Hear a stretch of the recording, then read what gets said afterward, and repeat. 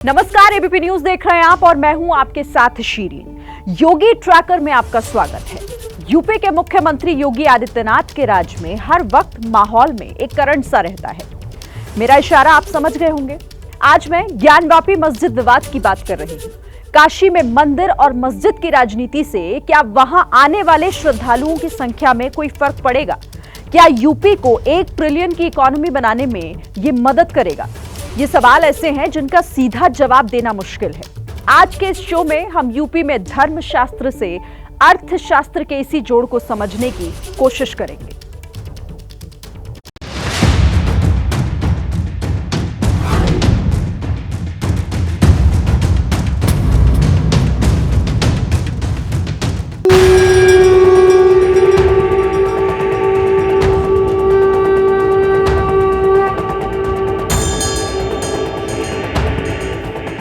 शिव की काशी पूरी दुनिया में मशहूर है। ये वो नगरी है जहां मोक्ष की प्राप्ति होती है और इसलिए सदियों से श्रद्धालु भोलेनाथ की नगरी में उनके दर्शन करने आते हैं।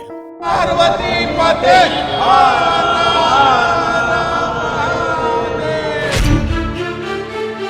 लेकिन इन दिनों काशी पूरी दुनिया में मस्जिद को लेकर चर्चा में है।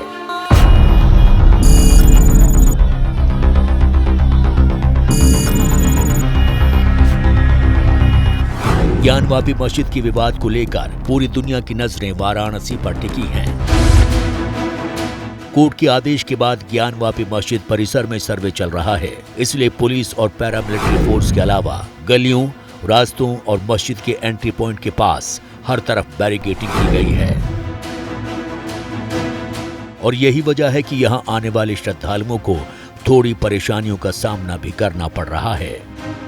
इस ज्ञानवापी मस्जिद में क्या होने वाला है, जो अब एबीपी न्यूज के स्क्रीन पर पूरा देश देख रहा है। एक्सक्लूसिव तस्वीर हम दिखा रहे हैं टॉप एंगल से और यही की बात हो रही है, यही की चर्चा हो रही है। इसी के बारे में पूरे देश के लोग जानना चाहते हैं। इसी की चर्चा पूरे देश में आज के दिन हो रही है। कोर्ट के आदेश के बाद दुर्गेश दिखाइए, उस गेट को भी दिखाइए जहां से लोग दाखिल होने वाले हैं। एबीपी न्यूज के कैमरे से अब मैं दिखाने वाला हूं, वो देखिए सीधे मंदिर। एक पेड़ के पास दुर्गेश जूम करके दिखाइए, एक पेड़ के ठीक उस तरफ जो है वो काशी विश्वनाथ का मंदिर है और श्रद्धालुओं की भीड़ है। ज्ञानवापी मस्जिद और काशी विश्वनाथ धाम ऐसी जगह पर बने हुए हैं जहां पूरे साल श्रद्धालुओं का आना जाना लगा रहता है। काशी की अर्थव्यवस्था में ये इलाका काफी अहम है। प्रधानमंत्री नरेंद्र मोदी के हाथों पिछले साल 13 दिसंबर को जब से काशी विश्वनाथ धाम का लोकार्पण हुआ है, उसके बाद से ही यहाँ श्रद्धालु रिकॉर्ड संख्या में पहुंच रहे हैं। लोकार्पण से 31 दिसंबर तक करीब 14 लाख श्रद्धालु धाम में पहुंचे थे। 1 जनवरी को यहाँ 3 लाख लोग पहुंचे थे। कुल मिलाकर काशी विश्वनाथ धाम दर्शन के लिए अब तक इस साल करीब 31 लाख लोग पहुंच चुके हैं। इनमें 2500 विदेशी पर्यटक शामिल रहे हैं। इस ट्रेंड को देखते हुए ये अंदाजा लगाना मुश्किल नहीं है कि काशी विश्वनाथ धाम की वजह से यहाँ की अर्थव्यवस्था को बड़ा लाभ पहुंच रहा है।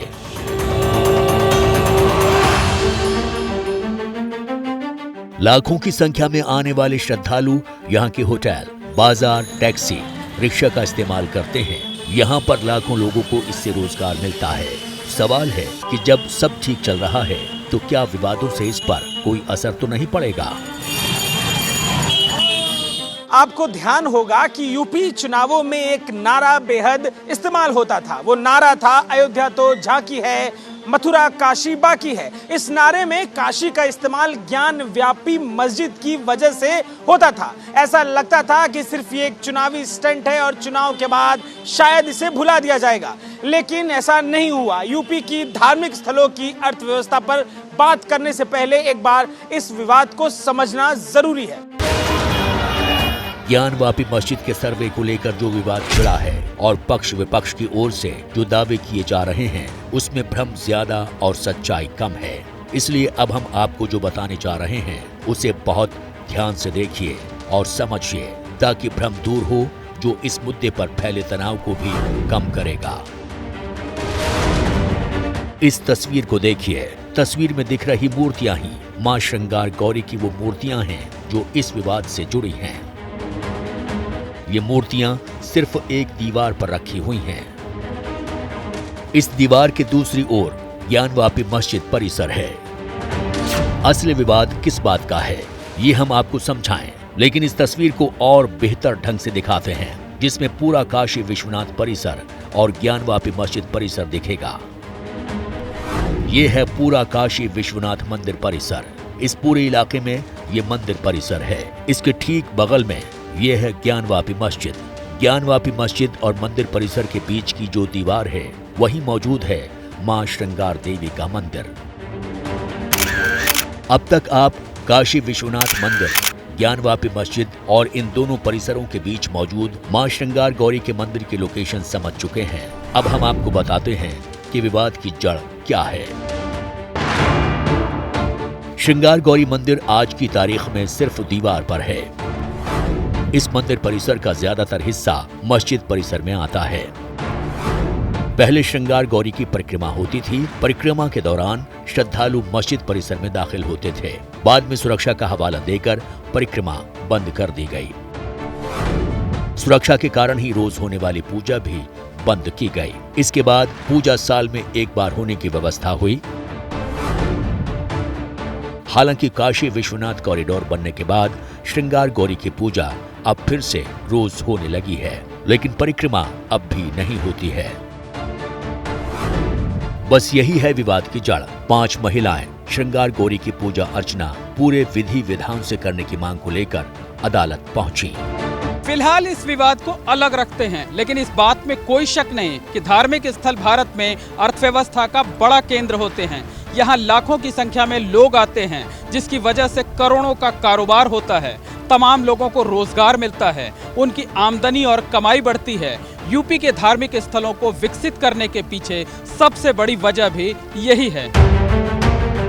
प्रधानमंत्री नरेंद्र मोदी खुद वाराणसी से सांसद हैं। जब दिसंबर में वो यहाँ काशी विश्वनाथ धाम के लोकार्पण के लिए आए तो उन्होंने खुद लोकार्पण से पहले गंगा में डुबकी लगाई और वहां से कलश में जल लेकर बाबा विश्वनाथ के गर्भगृह पहुंचे।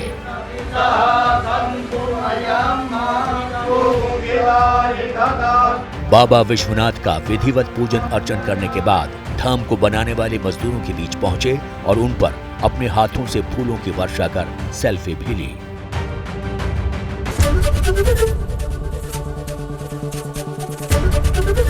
एबीपी न्यूज आपको रखे आगे।